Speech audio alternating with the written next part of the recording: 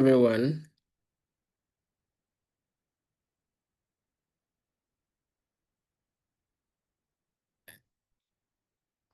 Please, can my voice be heard?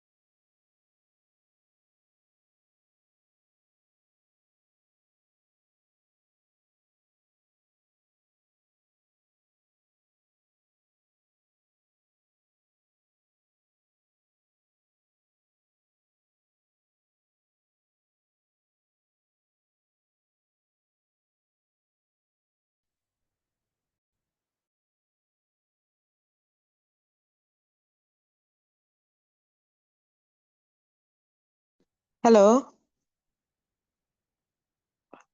Hello, Jones. Please, can you hear me? Yes, we can hear you. Okay, thank you.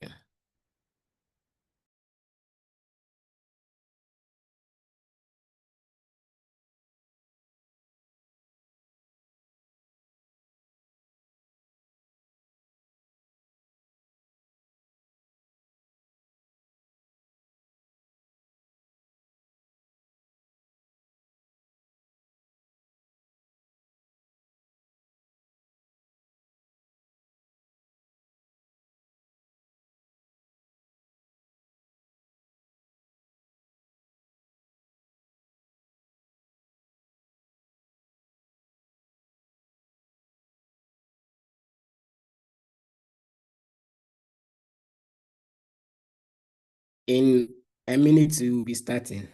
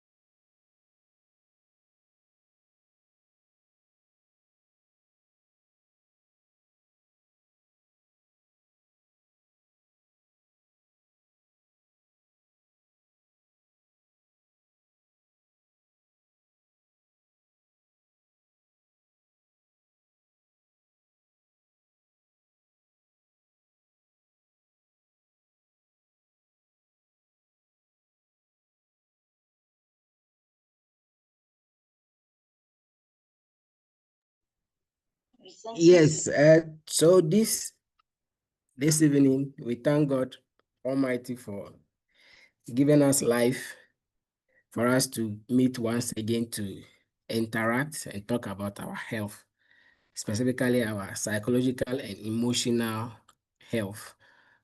My name is Jones Kwesi Tagbor, and I will be your facilitator for this evening. I also want to thank organizers for this program, specifically Madam Claudia of SpringBoard, who is our organizer.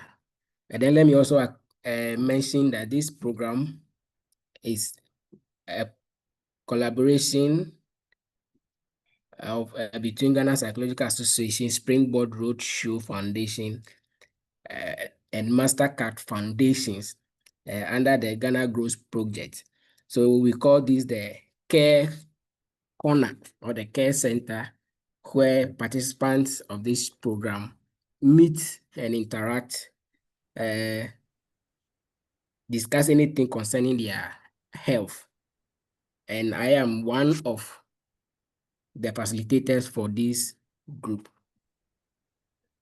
So I want to also acknowledge your presence for joining us, and we are hoping others will also join as we move on. Today, we want to talk about emotional intelligence. We've started a series.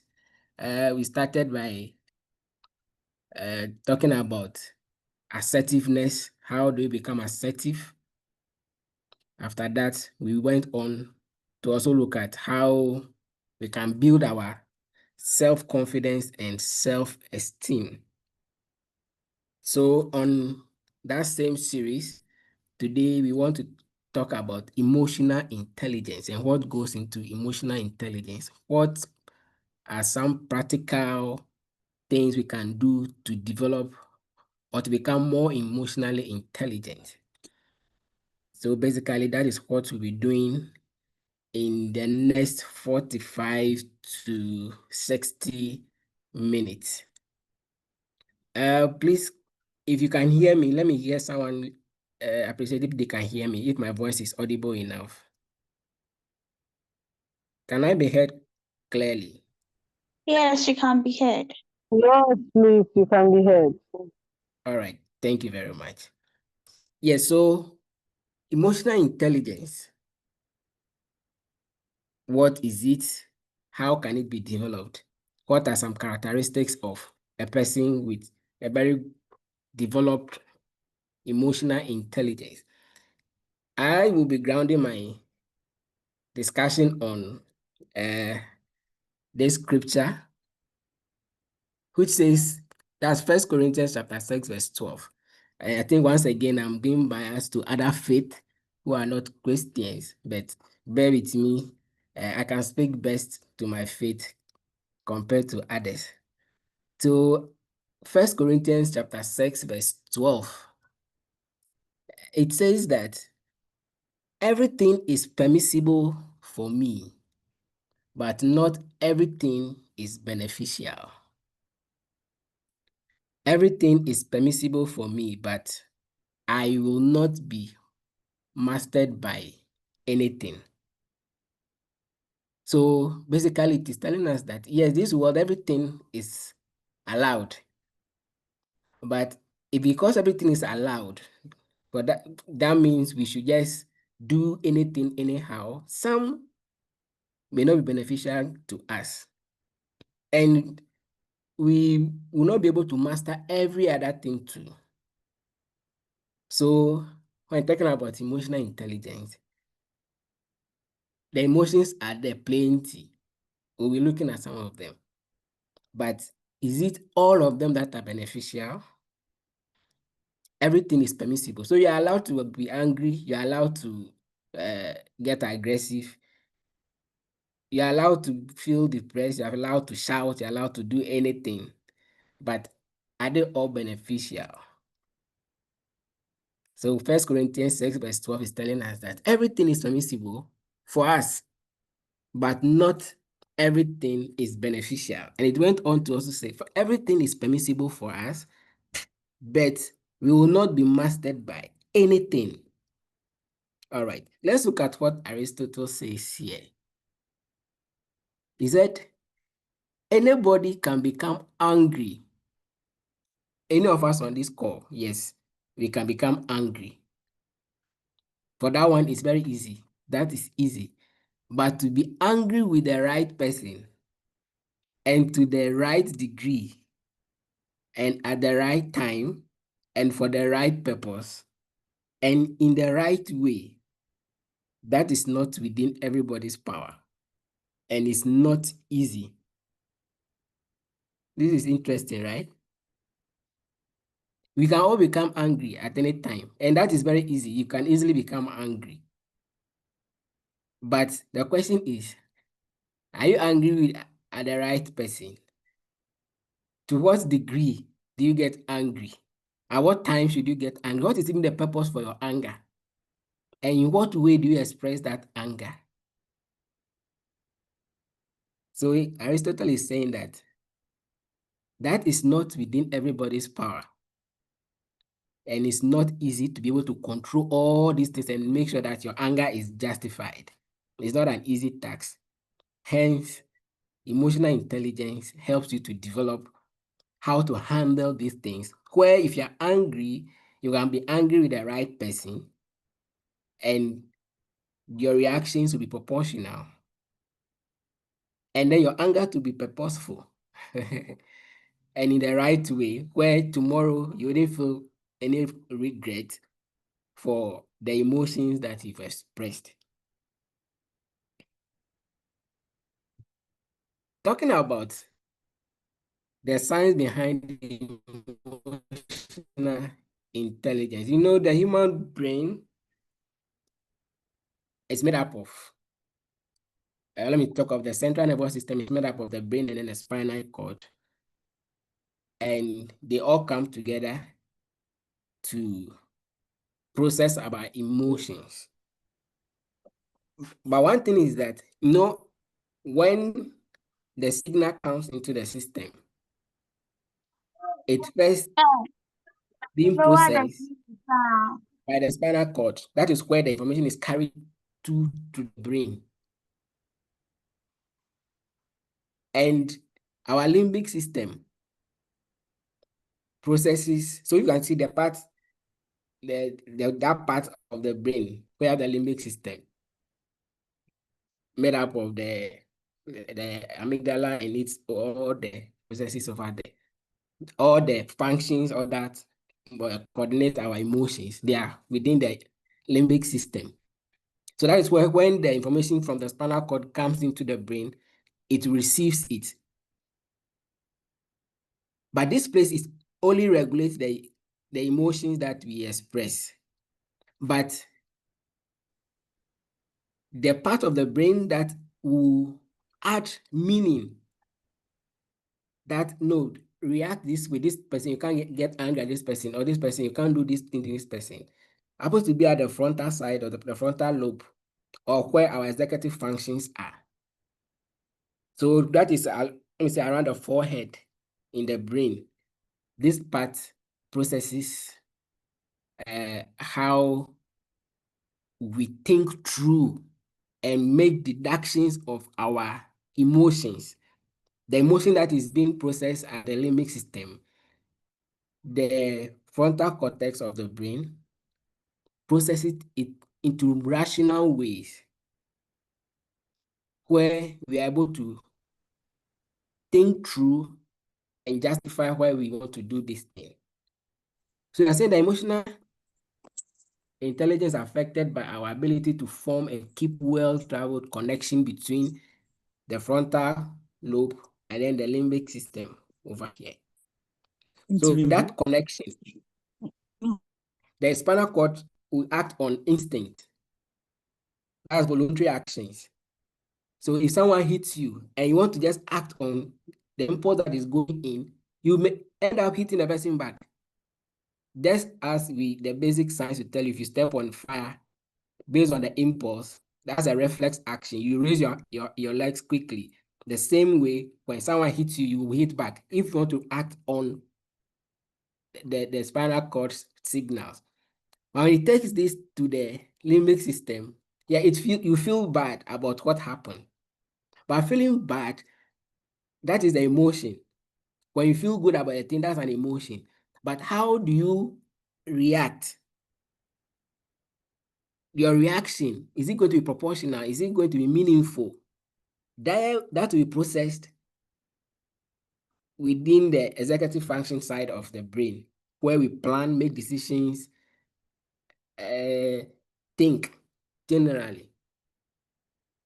So if the connections over here are equally not properly linked together, our emotional intelligence may be dwindling.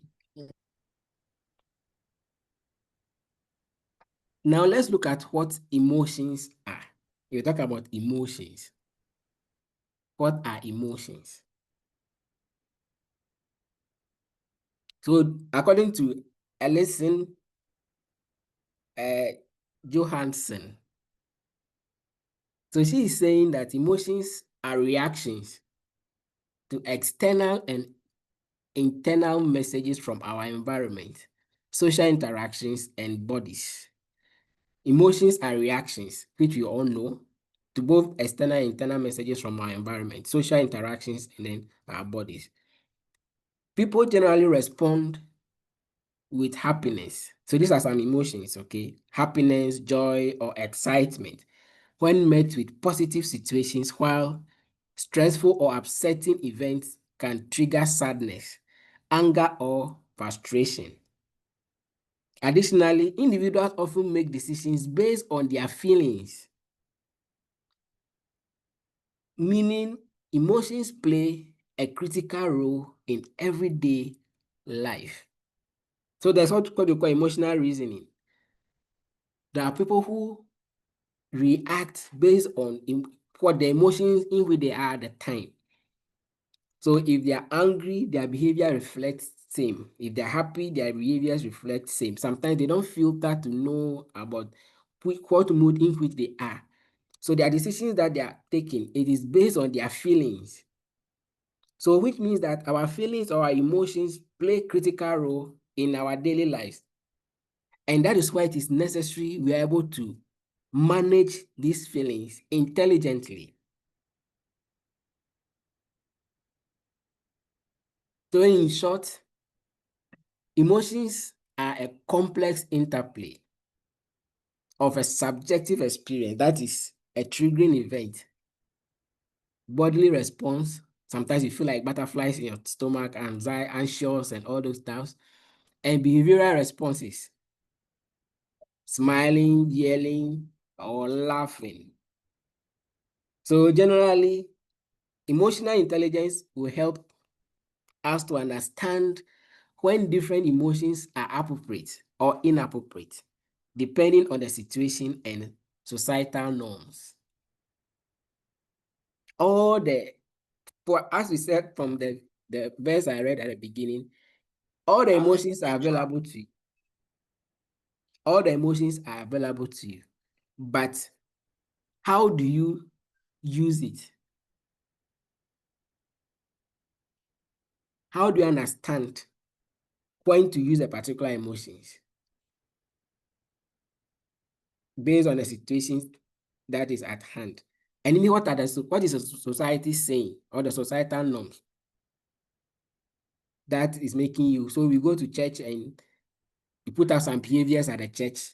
Everybody will see you in an odd way, because that's not that doesn't conform with the society in which you are at that time. The same if you go to workplace, there's some things if you do, it's like everybody sees you in a particular way. So that our emotions, how we react to our emotions in a particular situation and societal norms also bring about emotional intelligence. And we cannot actually do away without emotions in our lives, because every day, so far as you are human, so far as you are able to understand, you're able to reason, you are able to feel, then emotions will definitely come. So emotions are actually part of us, and we are saying that they help us to learn new things. They also help us to understand others. And then our emotions help us to also take actions.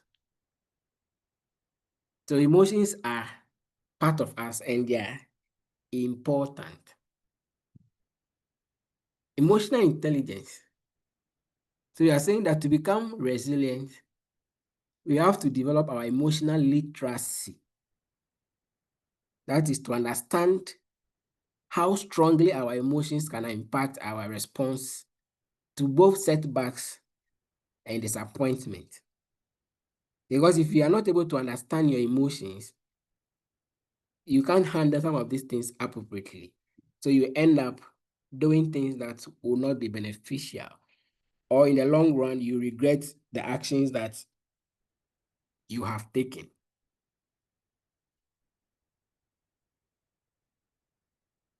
So if you want to become resilient, we have to develop our emotional literacy, which emotional intelligence is the driver over here. So what then is emotional intelligence? But I think before I come there, just as usual that we do, I want to hear your entry knowledge before we build on it. So my question is, to your own understanding, what is emotional intelligence? If anyone, one or two people, and we move on so fast, you can unmute and then share your view, or you can raise your hand and we'll call you to share your view. What, in your own understanding, what is emotional intelligence? Have you even heard it before? What is it? Any volunteer?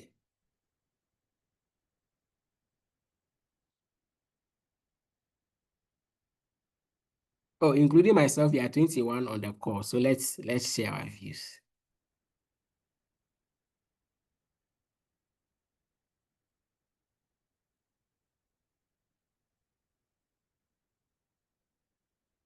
Hello, anyone around?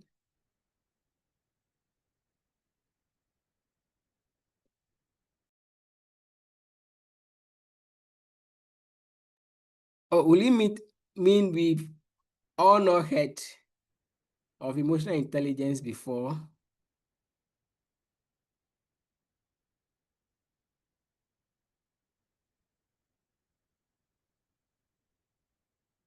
Hello. Yes, hello.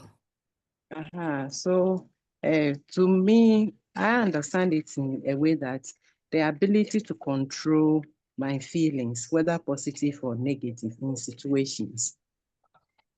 Okay, your ability to control your feelings, whether In positive or negative situations.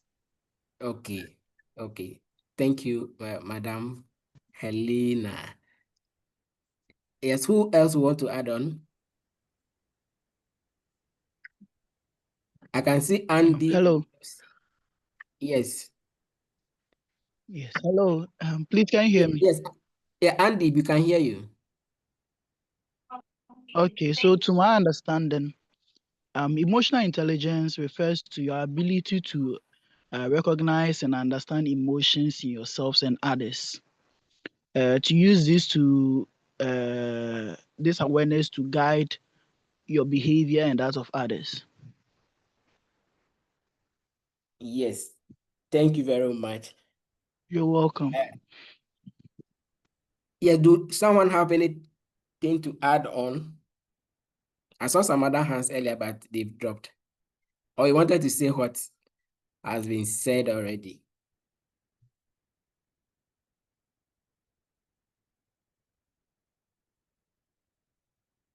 Okay. Yeah, Justice. Yeah, to me, it's the ability to understand emotions and process it in a bit to fit our daily life. Okay. Thank you very much. And thank you all for sharing your views with us. And all the responses, just as we've been saying, all the bit together gives us the final thing. So everything that we've said is right. None is wrong. So we are asking now, what is emotional intelligence? And you've rightly given the responses. So emotional intelligence is our ability to, one, recognize and manage our emotions. So ability to recognize and manage one's own emotions, and to recognize and respond appropriately to the emotions of others. So I think this is the aspect that maybe they didn't come. We're talking about how we can manage, but how we can equally respond appropriately to the emotions of others. Because you have your emotion, the other person to have emotions. So when there is an interaction, how do you ensure your response is appropriate to the other person's emotion? So that is also the other part of the definition, which we should add to all that was said earlier, helps to get a concluding definition. And I will appeal, if you are not talking, we will mute our microphone. Yeah, thank you very much. So it is a set of skills that can be learned and developed. So yes, but once you know that there are people who naturally are emotionally intelligent. They know how to control their emotions. They know how to respond to people's emotions appropriately. However, we can still learn and we can develop on it. So if maybe you think you are not, or emotional intelligence is not very strong or very high, we are saying that it is a skill that we can learn and we can develop on it. So just to buttress the point again, I said that emotional intelligence is the ability to recognize and manage one's own emotions and to recognize and respond appropriately to the emotions of others.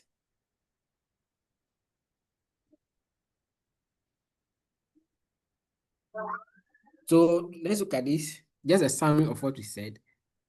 So first, understanding your emotion,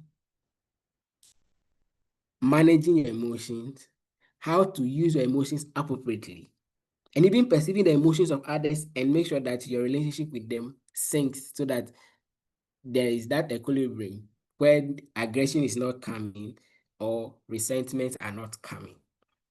If you're able to blend all these together, we say the individual is emotionally intelligent.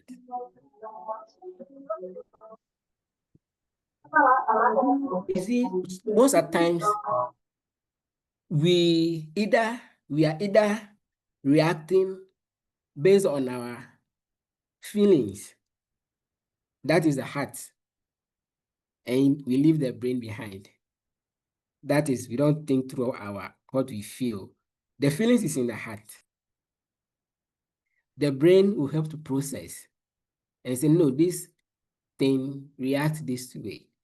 So to be emotionally intelligent, we are supposed to go along. So we shouldn't leave one behind.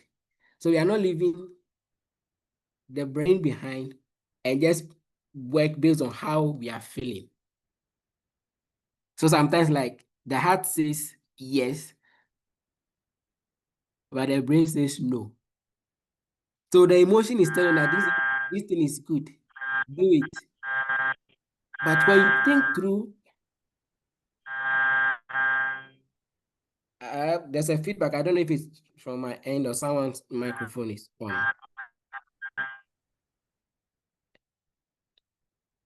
So sometimes the mind or the brain tells us that no, this thing we are doing, we want to do, is not going to help us. But we say because our heart, our feelings is so this way, it's my friend, I like him, I like her, I trust him, I trust her, and all these things together, and we leave one side behind, and that will not help us to be emotionally intelligent. So to be emotionally intelligent, we are saying that you are supposed to sync what we feel and subject it to reasoning. You are subjecting it to reasoning. So the heart and the brain syncing together makes you emotionally intelligent. So cultivating our emotional intelligence will not only increase the quality of our mental health, but it will also have a positive effect on our behavior and relationships. Yes, if you're able to develop our emotional intelligence well, in as much as it's going to set you or make you to have that peaceful mind, the relationship between we and our friends or people around us will also be good or be healthy. And it also helps us to manage our behaviors. So our reactions will be meaningful to the situation and the societal norms that is available. So if you didn't hear anything at all, we are saying that we should sync our feelings, what the heart is telling you. Let us subject it to reasoning, reality. When we look at the science behind the brain structures, realize that from the spinal cord, we go to the limbic system. But what makes you emotionally intelligent is when you subject it to the executive function, where you reason through. That gives you the reality on the ground. But sometimes if you're acting on emotions, you may not think through before acting, and then you may start having issues.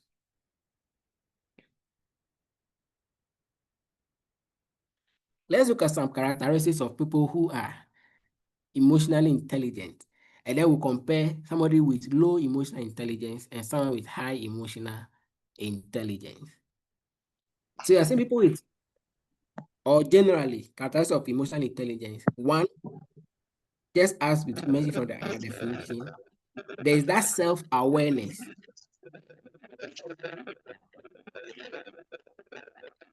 Please, can I be heard?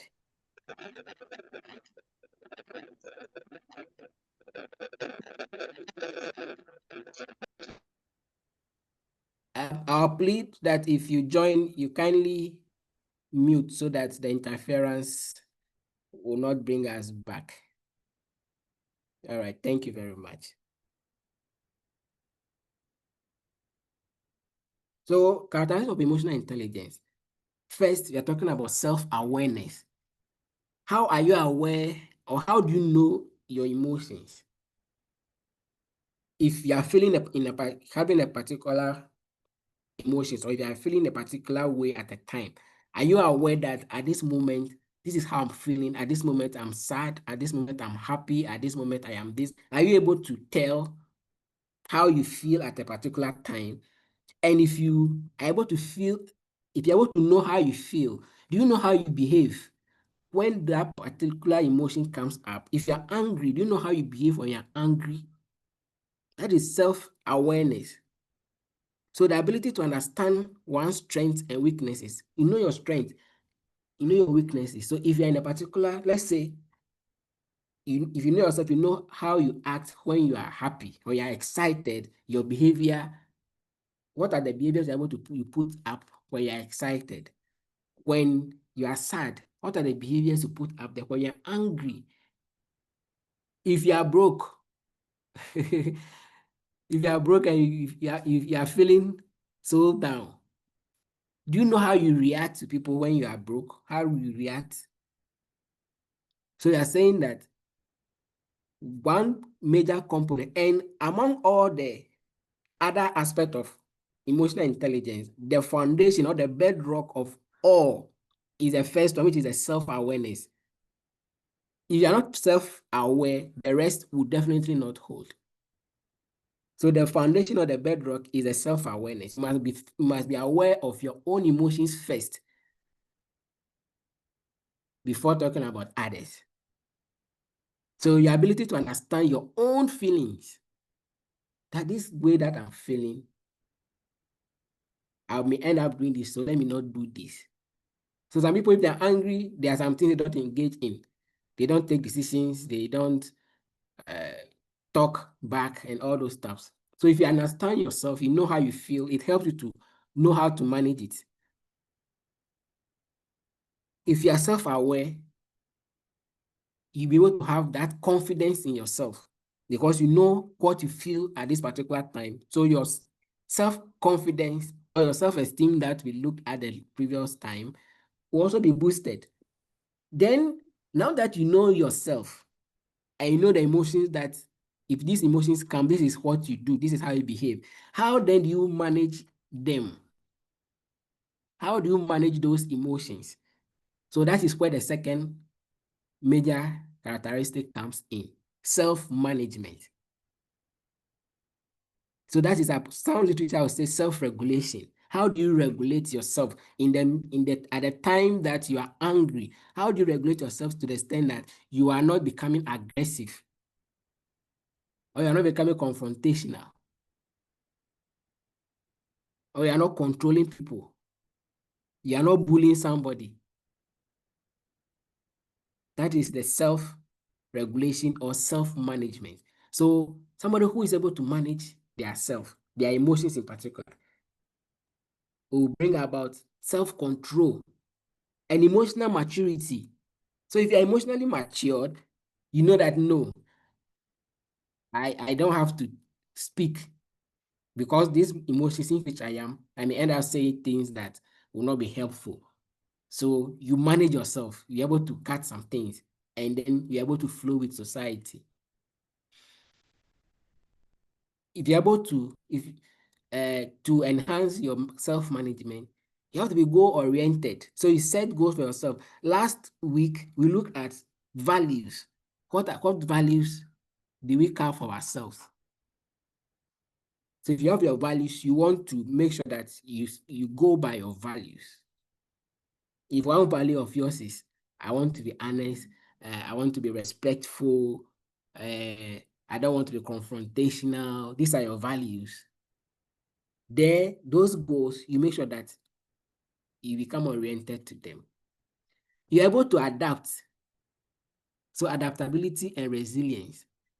So regardless of how the emotion is pressuring you, you're able to adapt and ensure that there is calm. And also, you build resilience as well. So the first one, as I said, you are aware of the emotions.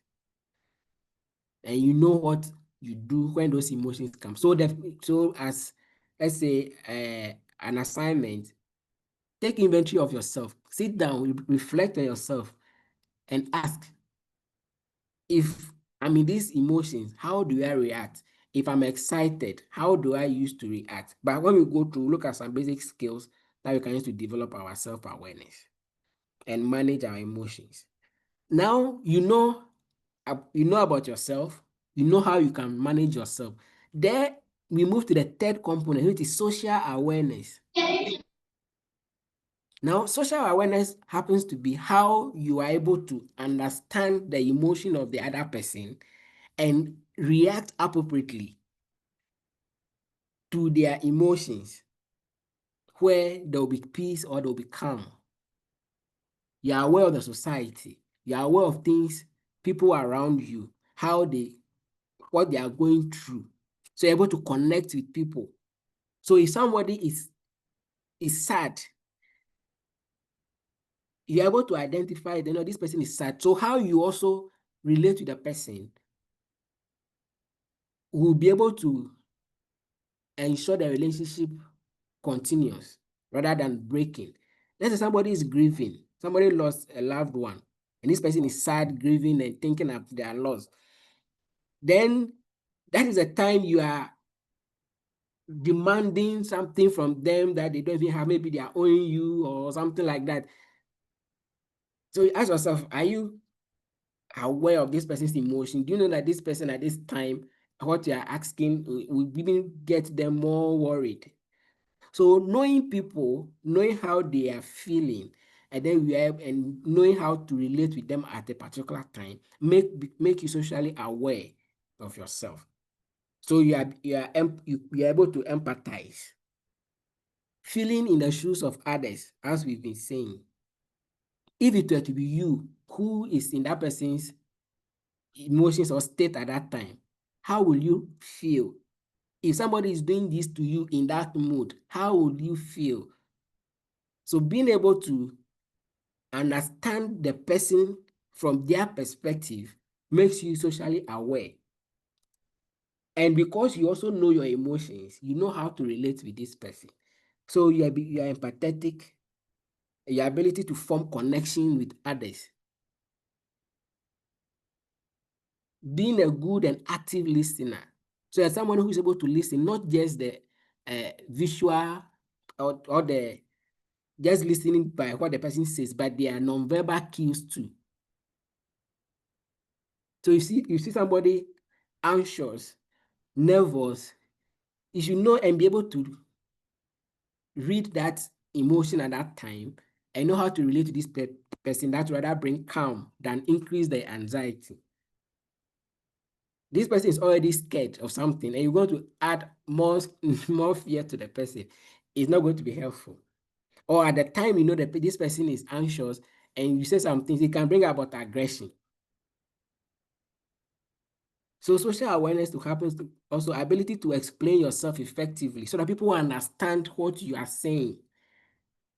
So you know that maybe your level of understanding of a particular thing is high, maybe based on your experience, your education, your background, and everything, a lot of factors. So how you understand something, maybe it can be your partner, maybe based on your experience when it comes to relationship and all those stuff, and your partner is a novice in there, you don't expect the person to know what you know.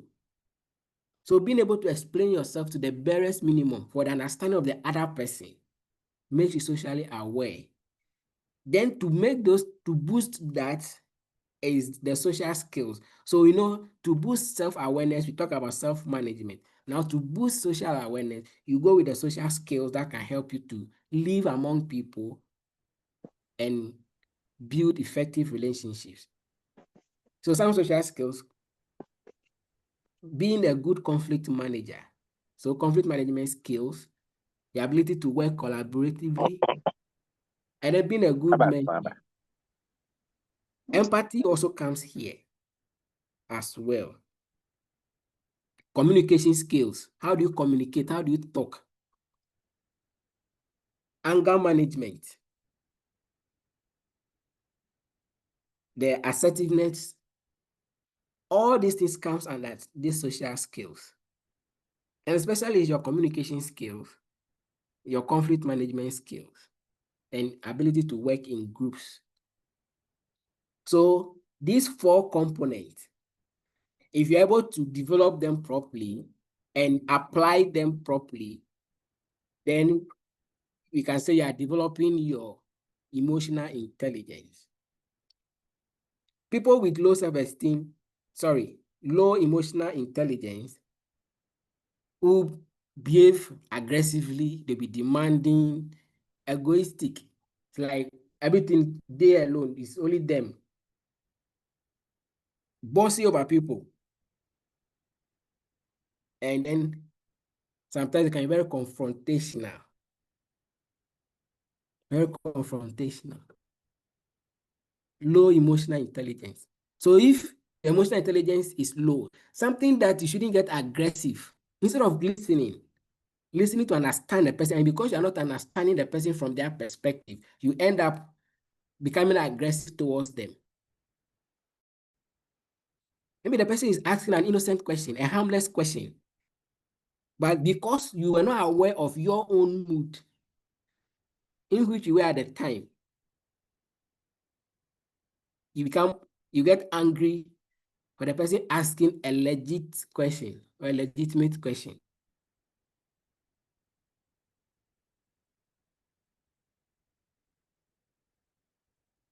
Easily distracted.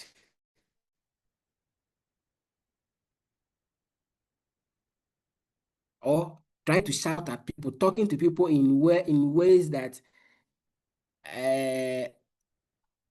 they may end up not understanding you.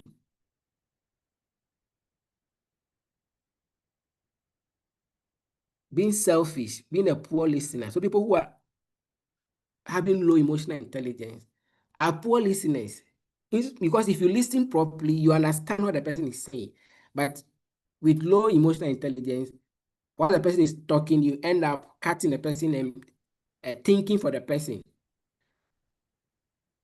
jumping to conclusions, acting impulsively. But someone with a high emotional intelligence who act warmly, enthusiastic, sociable. Instead of being impulsive, to rather listen and understand what you are saying, think through it before coming with a response.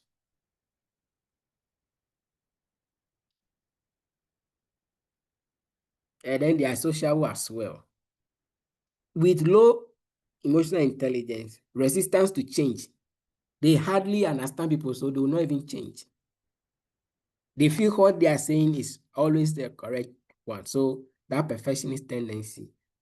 They can be passive, as we learned during assertiveness training, like that anything goes. Whatever I want to do, do it. That's passiveness. Unresponsive, slow, they can be stubborn.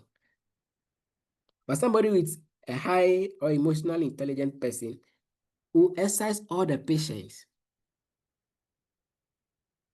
to listen to you, understand you, and choose emotions appropriately. And these people can be predictable. They are consistent and they are good listeners as well.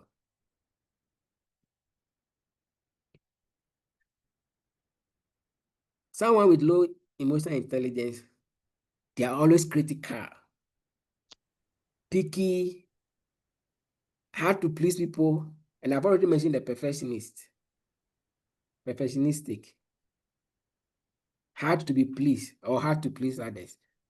Always they feel theirs is right. So these are some. So if you have a good or high emotional intelligence, you are assertive. You're able to speak, communicate clearly where people understand you. You are not being confrontational or you're not being overly submissive. And you are decisive in your decisions that you make.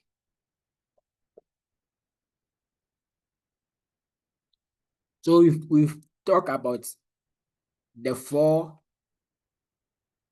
main domains of it. We've mentioned self-awareness, which is the ability to recognize one's own emotions and how they impact their lives. We also looked at self-management or self-regulation, which we said the ability to recognize our emotions and then manage them or regulate them to an extent that will not affect our relationship with others. Then social awareness, the ability to accurately read the emotions and behaviors of others and understand people so that you're able to match up your emotions appropriately. Then we talk about the skills, but under social awareness, you also look at relationship management. How do you manage relationships? Or how do you regulate yourself to be socially aware? That is, socially intelligent. So relationship management, the ability to inspire, influence, and motivate while dealing effectively with conflict. So we want to take them one after the other. How do we develop these things in details? So let's take self-awareness, and then let's take this scenario. So let's imagine you were already late for work. You're already late for work and in a hurry. When the vehicle you took broke down on the way, you're already late too, and the vehicle you picked broke down on the way, even maybe with strong traffic as well. Now, with no fault of yours, you got to work and you're trying to explain yourself why you were late and nobody wants to listen to your excuse. Everybody feels you are just a late comer. Whatever you say is like you are just making up. So automatically it's understandable that you have a bad mood, you feel bad because you feel not heard. Now that emotion that has come, are you aware of it? That at that point you are in bad mood or you are not happy or you are sad? Are you aware of that? So what happens is that if you are not really aware of that mood, you might take the mood into the workplace and feel negative about yourself the whole day. So you realize that the whole day will just be bad. Anger everywhere. Low mood or sadness almost everywhere. You may end up overreacting or lashing out at small things that somebody may do to you. The people you work with, sensing your emotional state, will likely avoid you for fear of how you might react to them. Because now you're like you're just barking, in quote, like a dog to almost everybody. So people will be scared coming closer to them. Even the face you make that day is some way. And the reason is that you are not aware of the emotions in which you are, so you couldn't regulate it. If you were to recognize this emotion before coming into the office, things would have been different. So we are saying here that to be self-aware, we have to pay attention to how we feel and behave. So if you're able to pay attention to how you feel and behave, it helps you to learn to trust your emotions. And in doing so, become far more adept at managing them. So when you take inventory of how you feel, and you are aware at all times that this is how I'm feeling, it helps you to manage yourself. So if this lady or gentleman who had this bad beginning of the day knew that because of how nobody was trying to understand what happened on my way to work,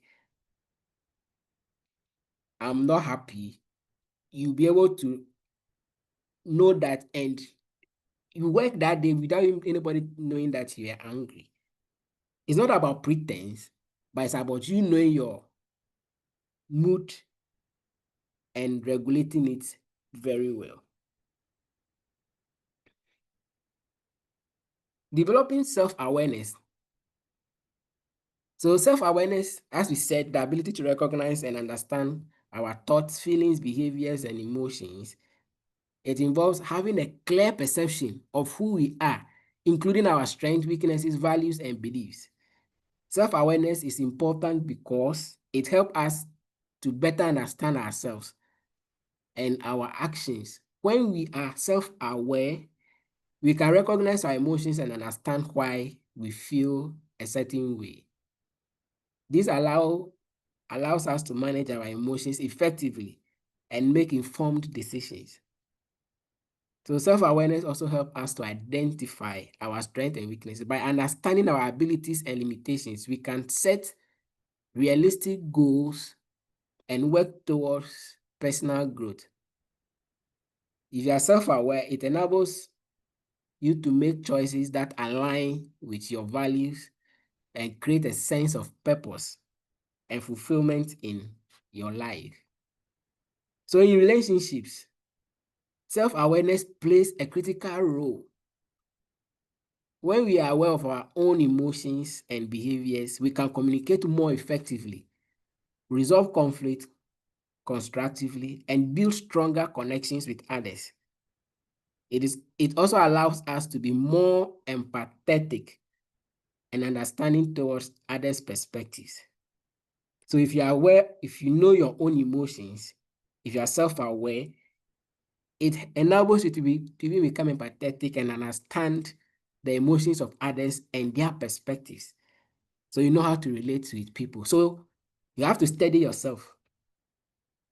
Just as the image here, try and put yourself, look into the mirror and study yourself. Who are you to you yourself?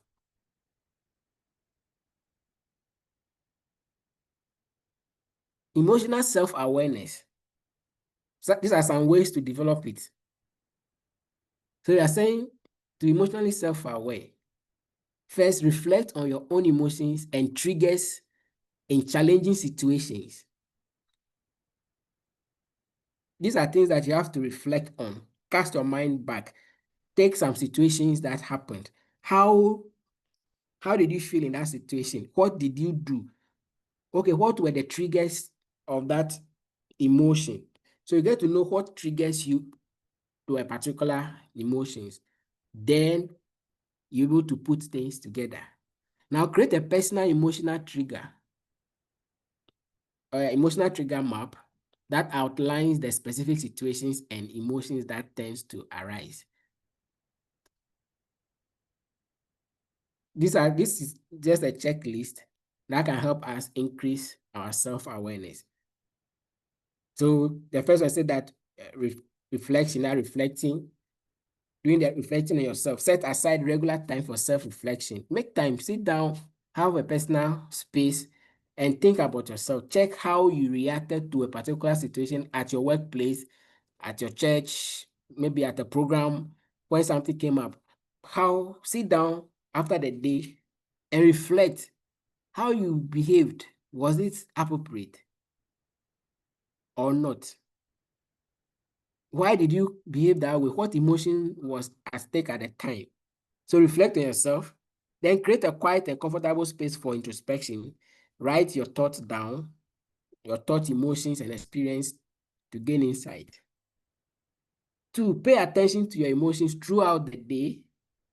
Identify and label your emotions accurately.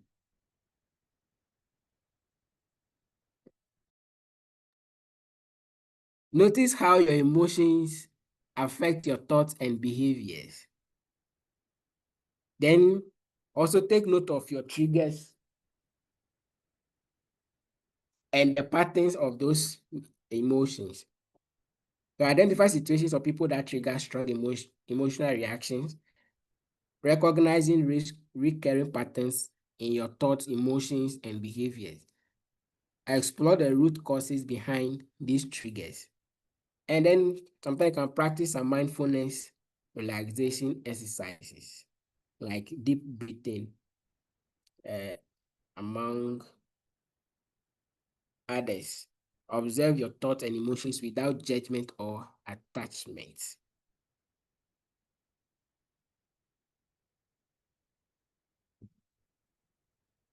You can also ask people to give you feedback. So seek feedbacks from trusted friends, family, or colleagues.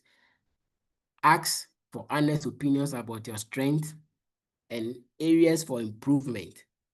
Listen attentively and consider the feedbacks without being defensive. Your values and beliefs, as we discussed last week, reflect on your core values and your beliefs. Identify what really or truly matters to you in different aspects of life. Also, you must know your strengths and weaknesses. Identify your personal strengths and weaknesses and acknowledge them. Reflect on areas where you may have weaknesses or areas for growth. Explore ways to leverage your strength and work on improving your weaknesses. Then some self-talks, positive self-talks. Pay attention to your internal dialogue and self-talk. If you are sad, what are the things you say about yourself? Do you tell yourself that you are good for nothing? Do you tell yourself that for you can never achieve or nothing will be good for you? Do you always put yourself down, or do you encourage yourself that it will be well? What are that little voices that are in your ears? Pay attention to them. Notice if you tend to be self-critical or overly negative. Are you always thinking negative, or are you too critical about yourself? You have to notice those things. Then practice replacing negative self-talks with more positive and supportive thoughts.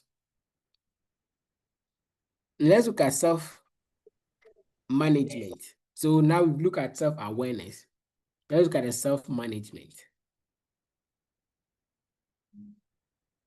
Another scenario here. Imagine you are talking in a meeting like we are doing now, and someone keeps interrupting you. Your frustration builds, and eventually you get angry and snap at the person who is interrupting. So the question here is that appropriate? In this situation, who was responsible for you lashing out angrily? So this is a question I want a response from my listeners. They are saying that imagine you are talking in a meeting and someone keeps interrupting you.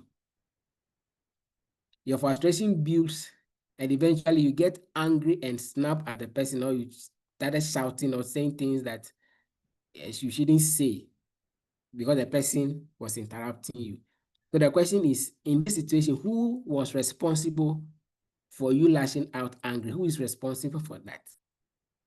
And was that an appropriate reaction? What different should you do?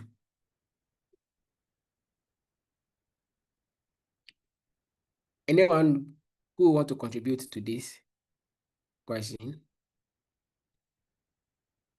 You can unmute and then speak if you want to share your view.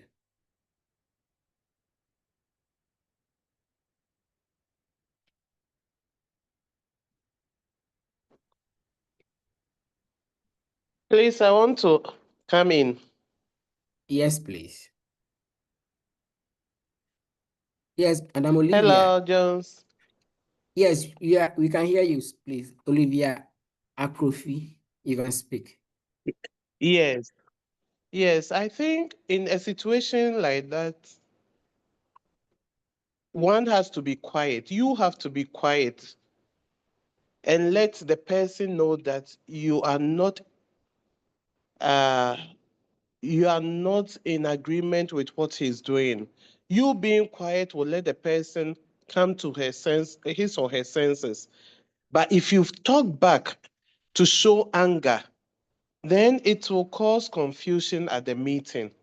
So the best is control your temper and calm down. Just be quiet for a moment. The person who is speaking or interrupting you will realize that, no, what I'm doing, the person is frowning against that. And then I think to calm down and then you can continue. That's my mind. Thank you. Great, thank you very much. But do we do that? Is it something we do? Yes, it depends on the individual. With experience, some of us, we have realized that two wrongs don't make a right. So Sure. you have to control your temper to be able to let the others will know that what the other person is doing is not right. That's why you have kept quiet. And somebody may even come in to talk on your behalf and tell the person to sit down or be quiet to allow you who is giving the presentation continue. So we should try as much as possible instead of showing anger. We can keep quiet for a moment and let the person know that what he's doing is not acceptable. Thank you. Thank you very much, Madam Olivia, for that. Yes. Is there any other contribution, or we move on?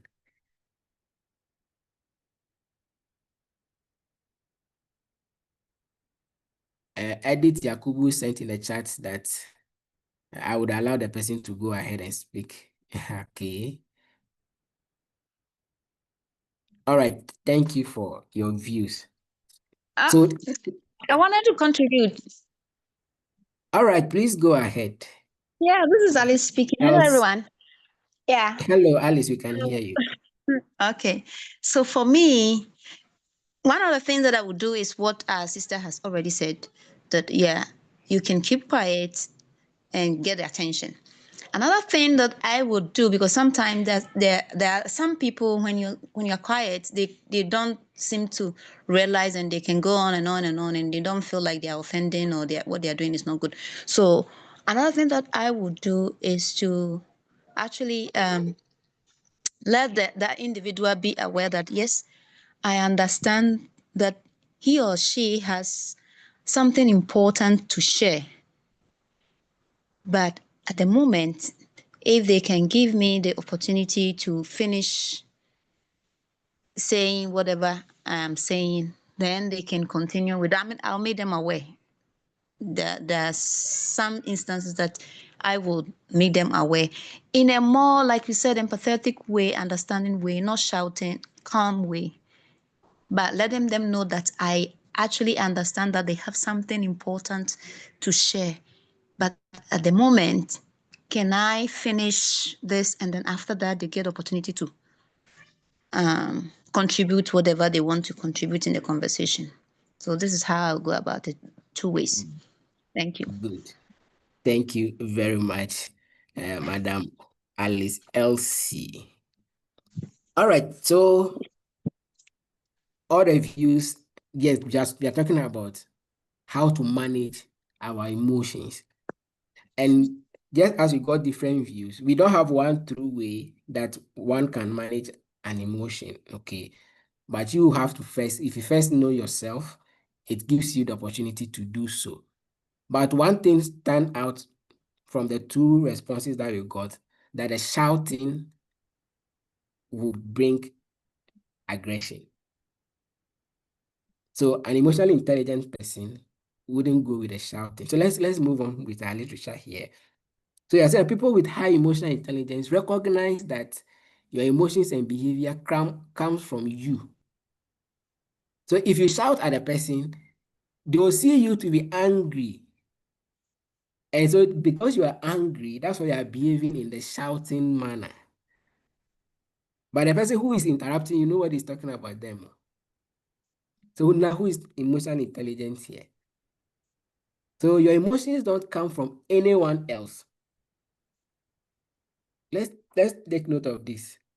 Someone has defaultedly underlined that for us. Your emotions don't come from anyone else.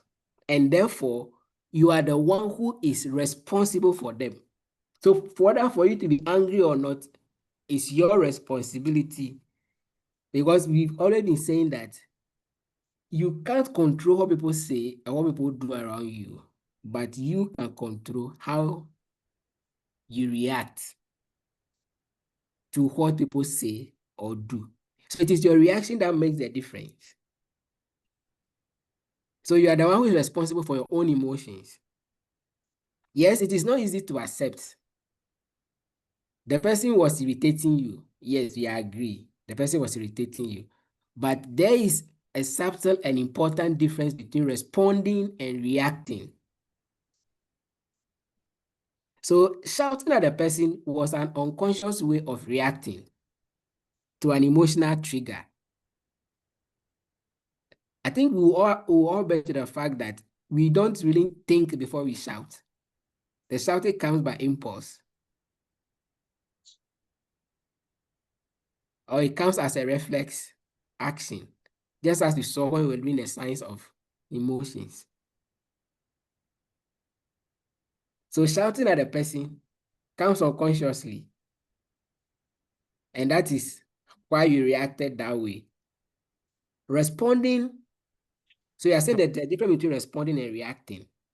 So you're saying that the reaction usually comes as a result of the emotional trigger.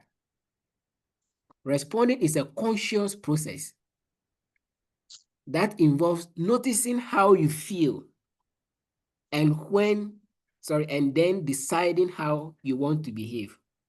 So you can see the difference here, reacting and responding. You react on reflex.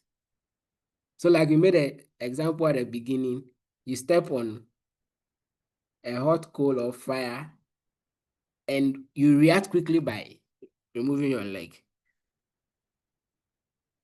So the person interrupted you and you shouted at the person. That's reaction.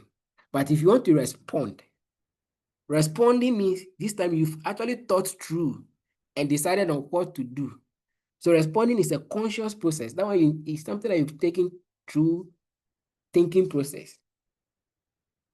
That involves noticing how you feel, so you become aware of your emotion at the time, and then deciding how you want to behave. Even you equally know that you are in public doing your presentation at that time. So your reaction is what people are seeing. So will you get angry on the presentation or while you are doing your presentation because somebody interrupted and end up messing up the whole thing for the many of people that are following or listening to you? No. So in the meeting, you could explain to the person, just as our sisters gave their responses when we asked. You could explain to the person how you feel and why interrupting you isn't helpful. I don't know if we have some people who were on this call when we did assertiveness training. If you were part, you realize that assertiveness is coming in here. About how you tell the person how you feel about what they are doing. I feel uncomfortable with you interrupting with my presentation.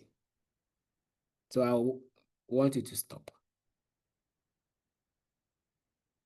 Or I feel uncomfortable with your disruption, and you may end up distracting me. So that's a way of responding. If you're assertive, and we said people with high emotional intelligence have good assertive skills. So in that meeting, you could explain to the person how you feel and why interrupting you isn't helping. Maybe it gets you distracted. It is a fact that it's not easy. Managing those emotions is really not easy if you do not master the skill. But self-management is about striking a balance between your emotions and logical reasoning. So, as we say, as the heart is feeling, let the brain also follow it simultaneously. Let them act as brothers and sisters. Let them act as lovers. So you don't just say because you're angry, you react, but invite the brain, think through, then you respond. And respond appropriately. So developing your emotional regulation, which we've already explained what emotional regulation is, being able to understand yourself and manage yourself in a healthy and constructive way. So this involves recognizing and acknowledging the emotion, managing the intense feelings that come with it, and then adapting emotional response to different situations. So why is this important? It helps in your own emotional well-being. By developing emotional regulation skills, you can experience greater emotional well-being. They are better equipped to navigate through the ups and downs of life, maintain a balanced emotional state, and cope with stress, setbacks, and challenges effectively. If you're able to regulate your emotions too, it helps in self-control. So emotional regulation helps individuals exercise self-control over their emotions and behaviors. It allows them to respond thoughtfully rather than react impulsively in stressful or triggering situations. This enables individuals to make more rational decisions, resolve conflict peacefully, and maintain positive relationships. It also helps in your mental health. If you're able to regulate your emotions well, it plays a crucial role in promoting good mental health. It helps individuals manage negative emotions such as anger, anxiety, sadness, among others, preventing them from escalating into more severe mental health issues. It also helps in stress management, helps in decision making, helps build interpersonal relationships as well. Now, talk about social skills. And we said that to be social aware, you have to develop these social skills so that you know how to relate with people and interact with people. So why is it important for us to develop good social skills and live among people well? Good social skill refers to the ability and behaviors that allows individuals to interact effectively and appropriately with others It includes skills such as active listening, empathy, cooperation, respect, and effective communication. So good social, so these are some of the skills we are talking about. Okay. One, active listening. If you want to be very socially aware, getting to know how people feel, know people's emotion, then you should be a good listener. You should be someone who is empathetic, be very cooperative, respect for others, and then effective communication. Good social skills are important because they help us navigate social situations, build positive relationships, and interact with others in a respectful and considerate manner. When we have good social skills, we can communicate our thoughts and feelings clearly, listen attentively to others, and understand their perspective. Good social skills enable us to form and maintain healthy relationships by showing empathy and understanding, which can help us connect with others on a deeper level, build trust, and create meaningful connections. So having good social skills is important in various aspects of our lives. In our workplace, because at the workplace, we interact with a lot of people. So if you have good social skills, it also helps you at your workplace. It helps in building professional relationships. So you know how to relate with co-workers or colleagues on the same rank, people who are your superiors, people who are your juniors, but in all cases, you must be working on the principle of active listening, empathy, cooperation, respect. Whether the person is below your rank or not, respect is important.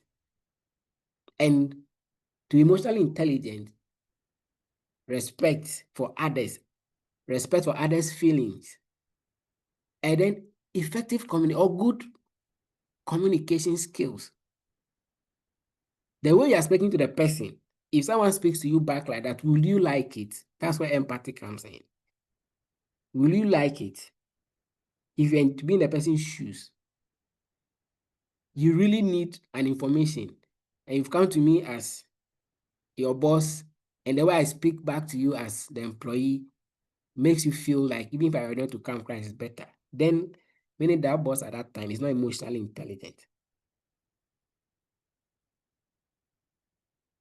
So, they are saying it helps in building professional relationships, effective communication with colleagues and clients, and successful collaboration on projects.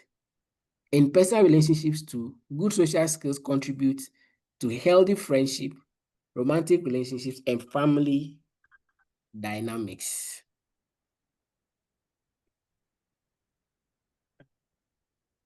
How do you manage relationships?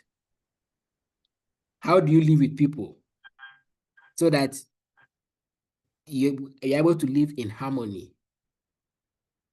And you see, because we are all not from the same place, we are not from the same, even people from the same parents have issues. Even people have issues with their parents. So how much more people you don't know? So relationship management is not an easy thing. Most of us have promised to keep in touch with a friend or a colleague, but over time we grow apart and promises are broken. Even maybe it's like somebody who had an emotional breakdown, something like that. You assure the person, I'll be checking on you, I'll be doing this, but you just end up forgetting. And after some time, like, yeah, then the person will say that you've dogged me. Those things are normal. Okay, it happens. But emotional intelligence, here we are learning to add some skills that can help us to keep some of these things in place. All right, thank you. So why do we end up forgetting the promises we give to people?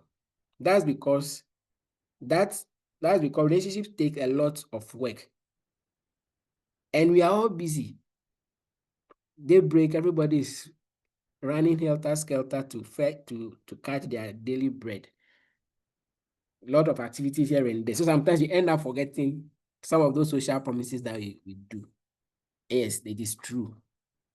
But there is this thing. You can't make deep connections with others if you are distracted. Many of us have families, other obligations, and a crazy to-do list. But building and maintaining healthy and productive relationships is essential to one's ability to gain higher emotional intelligence. If you want to get the best out of others and help them change, grow, and develop, you have to work on your relationship management skills.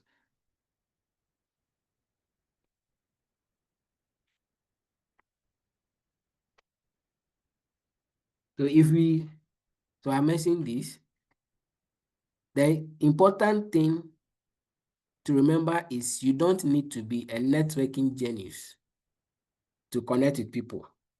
The most magnetic characters develop the ability to listen and empathize, and to be optimistic, honest, encouraging, inquisitive, and grateful. Build better relationships in your workplace by being genuinely interested in what others have to say. So, in your office and a colleague comes, don't make them look like they are nobody. It will definitely affect their relationship.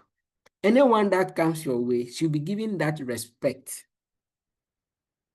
Anyone that comes your way should be given the listening ear. At least listen.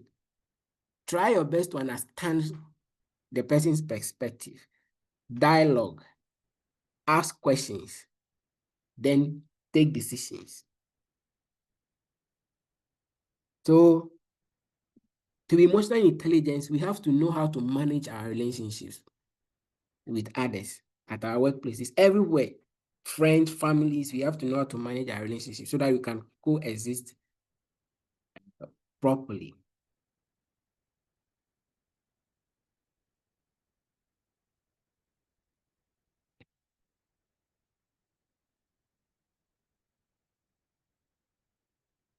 Now let's look at social awareness. Has anyone in your work or home life ever said to you, you never listened to me? Has someone made that comment to you before? You never listened to me. If the answer is yes, then you might need to work on your social awareness.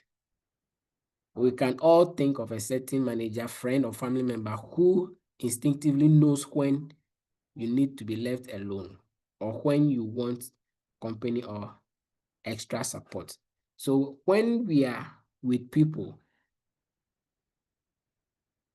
and you are able to understand the mood in which they are, there are some provocations you didn't do to the person. When you think the person needs help at this time, you provide help. Sometimes some people just need that space, that personal space. We should respect people's space.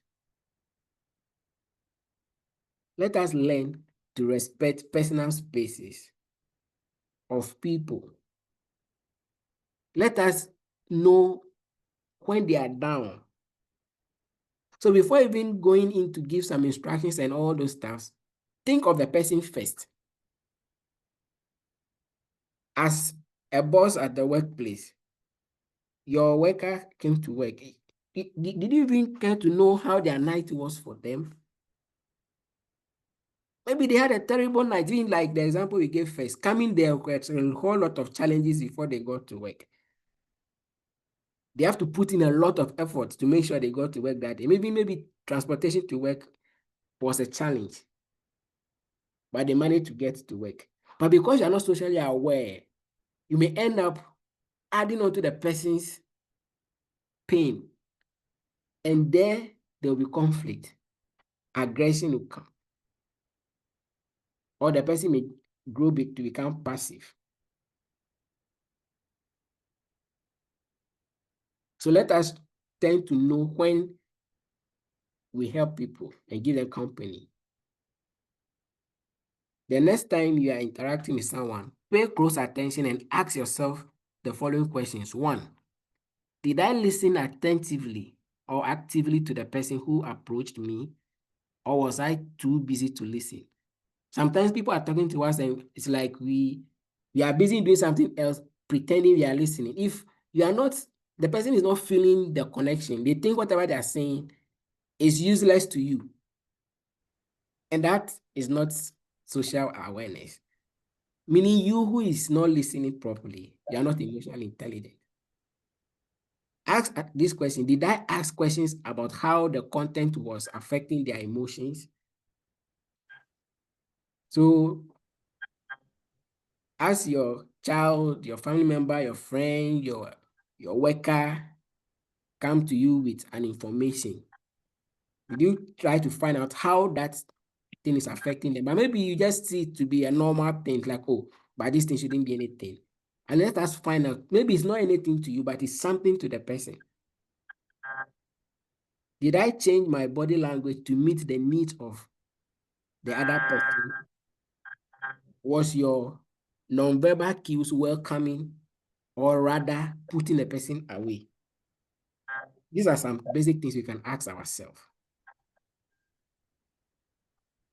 So to end our presentation, these are just some skills that we can add on to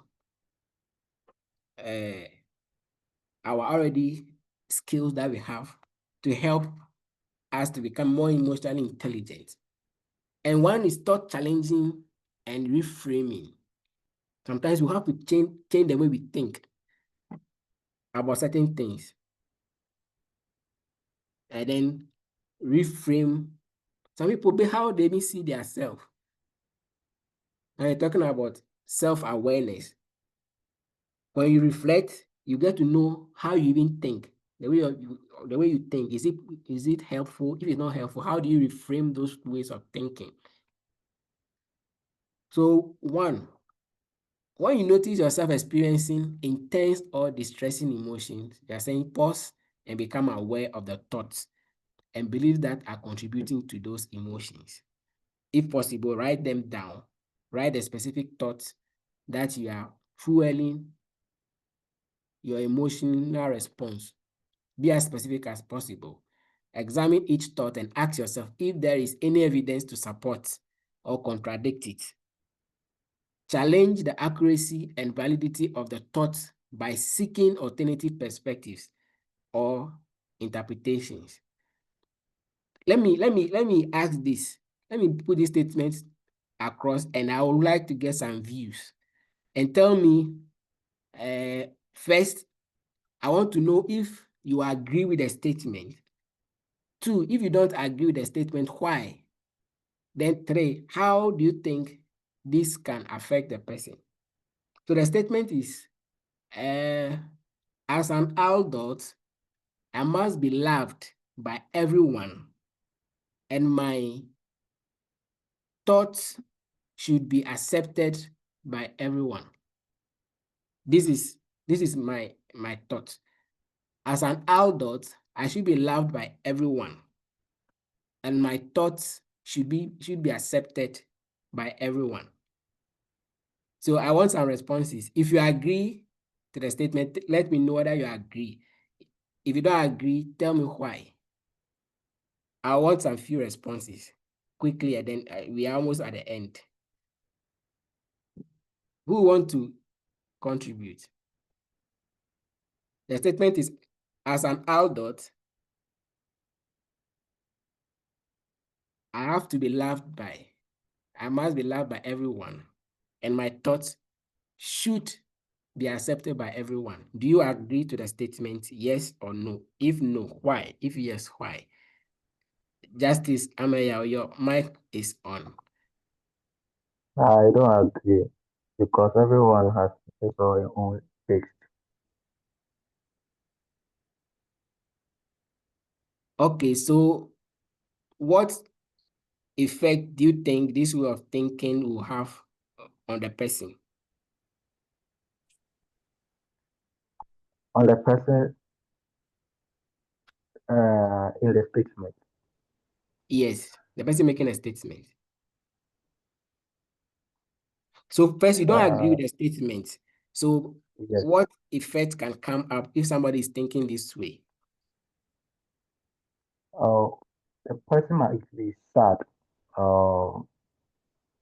maybe down, because he or she might think, "Oh, I'm right," and now you are not right. Everybody has his or her own taste, and you can't be everyone's favorite, or you can't say it. We will accept. It doesn't happen that way. Okay, thank you. You're welcome. Who else want to add on? Please, my hand is up. Yes, please. Yeah, I don't also agree Okay. because, like our brother said, people have different views. So there's no way one has to say, because I am saying this, everybody should accept. And nobody will love you for that, because in that case, you wouldn't let people express their thoughts. You'll be domineering. You always want your way through, which is not acceptable. Sometimes you have to listen to people's view. So, my thoughts should be accepted? No, to some extent, but it's not always so. Thank you. Thank you very much. Yes, so there are some comments here too. So Better says, okay, Better is asking a question which we take later. Eddie says, I don't agree because everyone has their opinions. Definitely. Lily Mauli says, I also don't agree because we all make mistakes. Sure. Yes, so this statement, or somebody who is thinking this way, for instance, if this person comes to an environment where maybe someone shows disapproval of a behavior of anything that they do, it conflicts with who they see themselves to be. Mm. So why are people disapproving of me? Why are they not loving me? Why are they behaving like this? So this way of thinking can get the person to become aggressive towards people around him because if he or she may feel because they don't approve of him, they don't like him and all that. And the person can be getting angry at everybody because why should you be doing this? This person can be sad, just as someone said. This person can be sad and not be able to even live among the people. So our way of thinking sometimes actually affect how we behave and then how we feel. So that's what we are saying over here, that sometimes let us sit down to reflect on how we think. Because sometimes the way we think is what causes us that bad emotion. And once there's that bad emotion, it will reflect in your behavior or your actions. To examine each thought and ask yourself if there is any evidence to support. So like the person who says he or she must be loved by everyone. What evidence supports that? I mean, you ask yourself, do you also love everybody? If you don't love everybody, then why do you expect everybody to love you? So people will love you. Some will also not show. Some people may love you, but they may not show it. So a person who loves you but is not showing it in actions, you think the person doesn't love you, and to bring you issues. So challenge the accuracy and validity of these thoughts by seeking alternative perspective. Consider how you might reframe these thoughts in a more balanced or positive way. Look for alternative explanations or more helpful interpretations for the situation. Write down the reframed thoughts and repeat them to yourself as affirmations or positive self-talks. Then practice integrating this new way of thinking into your mindset when faced with a similar situation or triggers.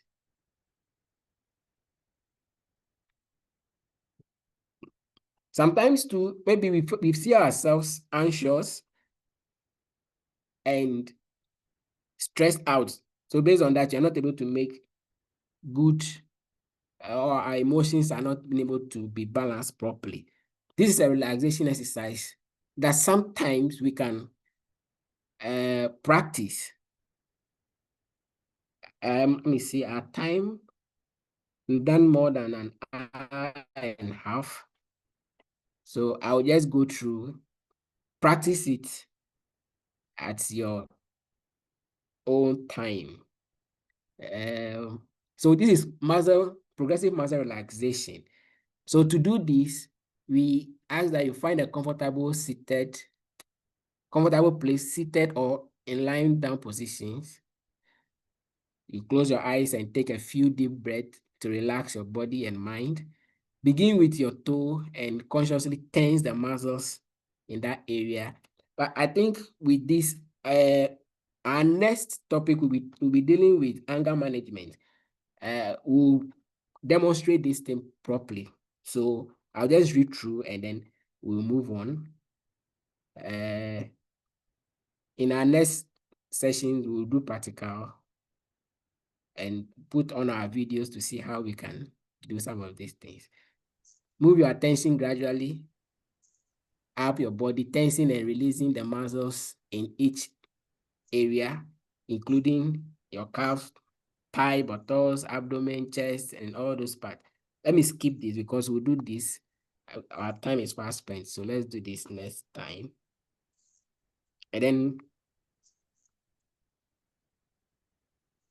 some communication skills that can also help us. We've talked about active listening.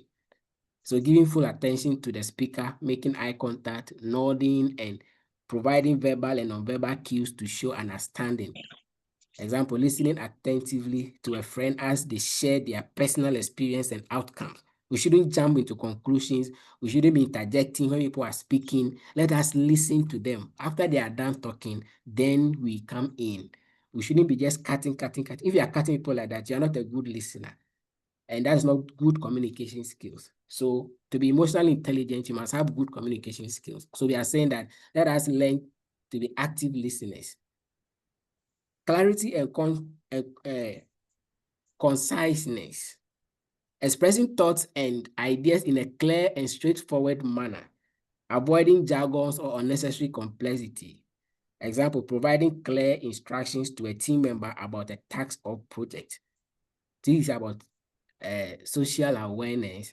So if you want dealing with people, workers, give clear instructions without ambiguity, and don't be using words that are too big.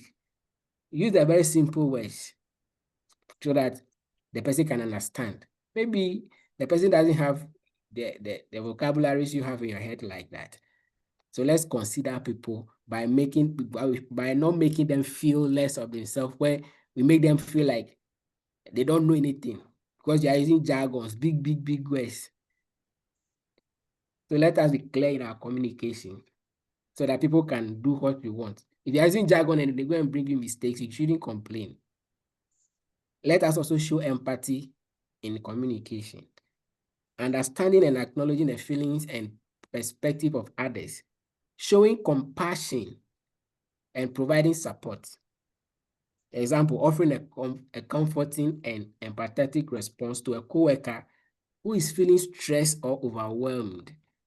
Something happened, the person is talking about it, the person is so overwhelmed, and it's like you just belittle the person, and I hope the person's spirit just goes down like that. No. Non-verbal communication skills should also be utilized.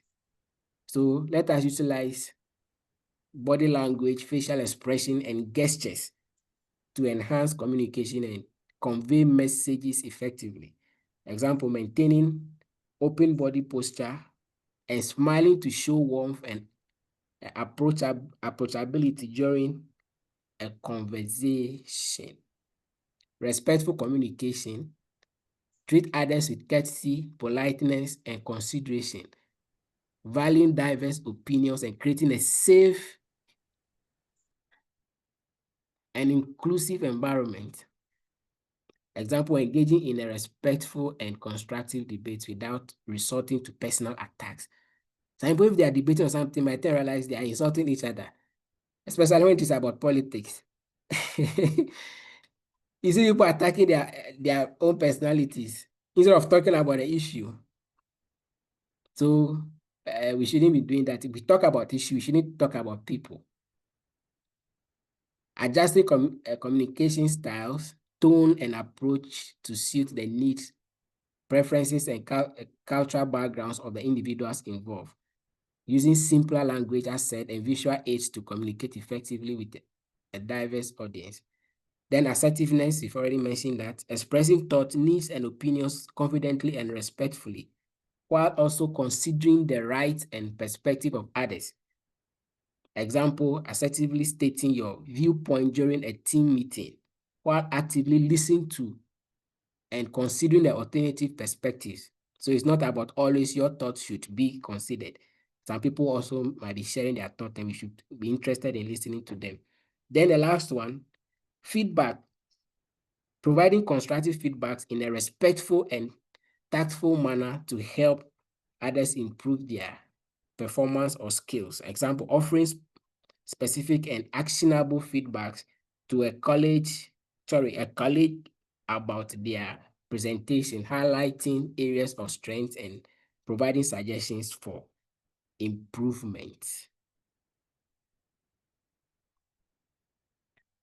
Let's be good conflict managers. Let's be open-minded. We shouldn't be violent in communication, and let us show confidence. So I would like to thank you all for your attention. And I'm open, or we are open for contributions and questions. Thank you very much.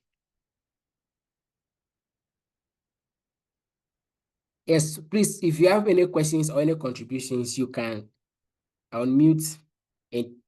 In 10 minutes, we should be out of here, or even less than that. If there are any contributions or questions.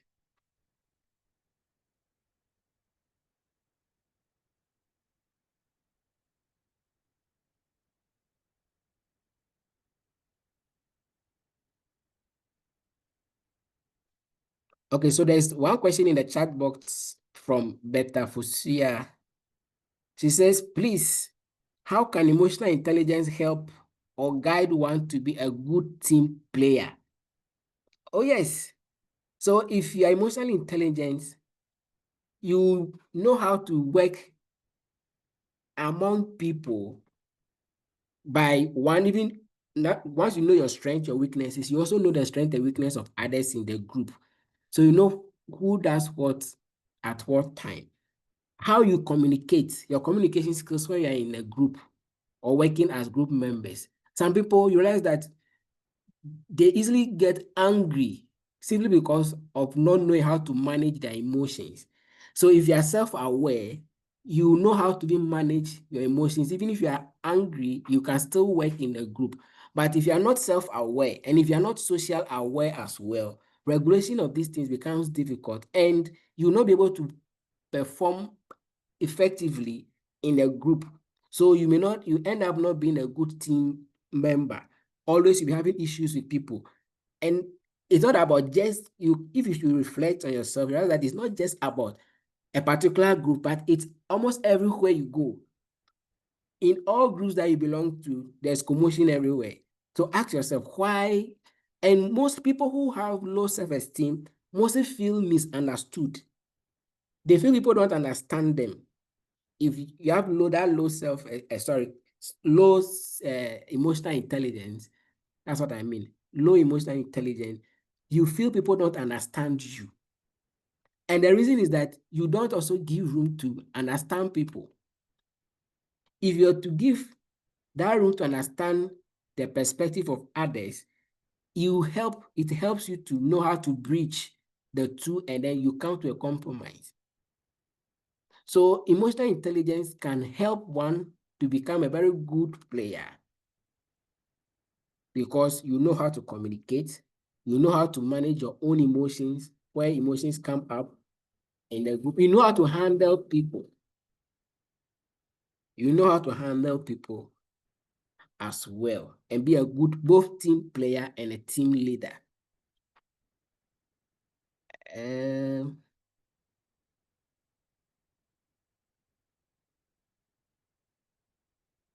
Okay, so Madam Olivia contributed to an earlier question, said the person who is thinking that everybody should love him or her and accept their views, that such a person may feel lonely because he thinks people don't like him. Yes, that is very true.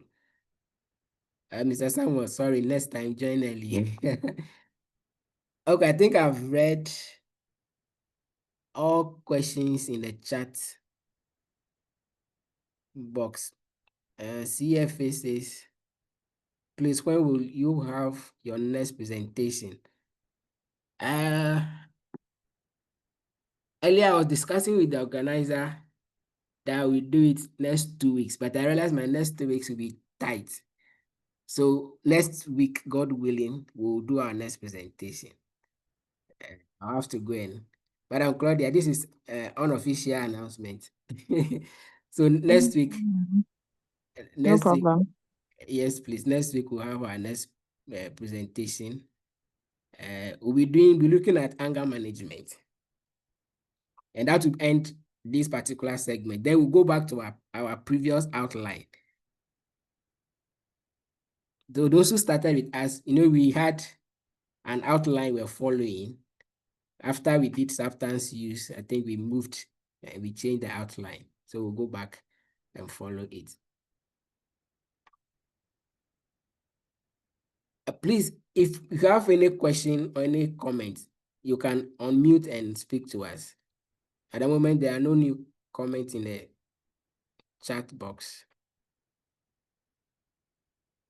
Yeah, Waju, thank you so much for joining.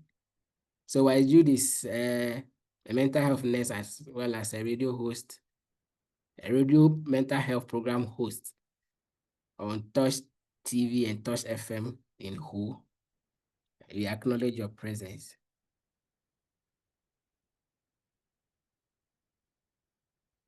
Then let me also acknowledge that where I work at the Home Municipal Hospital. I'm administrator, Mr. Matthew Abiu also joined us. Thank you. The health service administrator was also on the call. And I can see Mr. Seth Amo, the headmaster at the Senior High School. Thank you so much. Okay, so I think at this time, there are no hands up. There are no new comments. So I want to thank you all for making time with us this evening for us to discuss emotional intelligence. There are some last comments here. Wise Jude Agbabiano says, it's high time managers take part in such presentations. I will suggest you organize this presentation to managers of various organizations. Madam Claudia, this, I think, it is to you. Thank you very much. We'll see how best you can do that. But we extend invitation to everybody to join our calls. And those who are not on our platform, you can join the call center, the care center on WhatsApp, where we interact. Thank you, Mr. Seth, for your comment. All right, so we'll meet next week, Friday, 5 p.m. and to continue. So I want to also let you understand that this is a Ghana Psychological Association, SpringBoard Road Show, and MasterCard Foundation program, dubbed the Care Corner, which is a Ghana Growth project. And our lead organizer is Madam Claudia. And then the in-house psychologist is Nita, but she couldn't join us today. And before I leave, I want to remind you of the quotation we started with.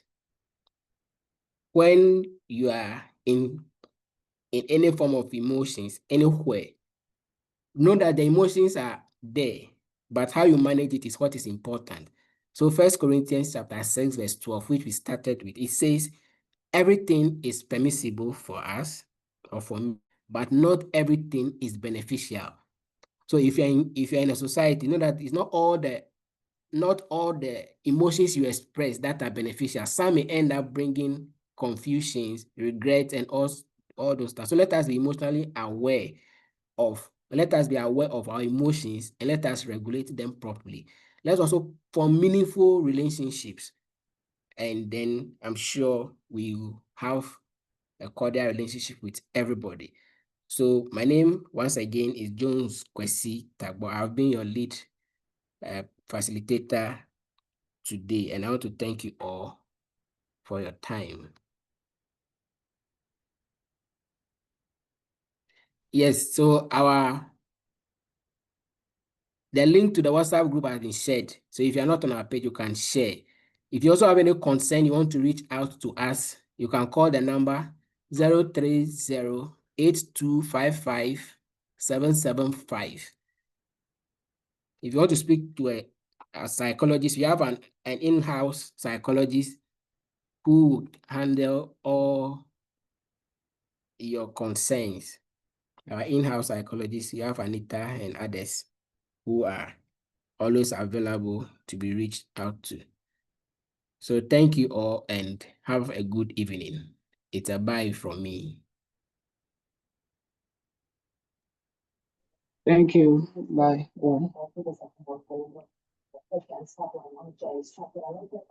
Thank you very much, Kwesi. God bless you. Amen. God bless you too.